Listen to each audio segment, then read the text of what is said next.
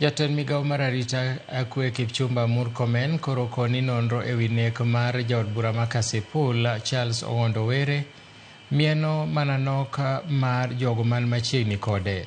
Murkomen ne loso e gwenge ma Meru e romo mag jodito mag arita kwe e romo mag kwe kama nolero ni piny owacho timo duto mar medo yudo adieri kendo nono matut jok madibed ni ne onego jaod bura no. Notiyo gi thuolo ma kamano e lero ni piny owacho ni pod arita kwe kendo kik kibaji go jopiny. Our condolences to the family of Honorable Were, and that incident is shocking.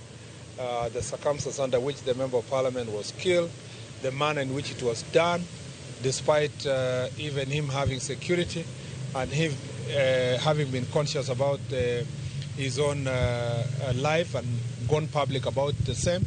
It is regrettable that it turned out as it did.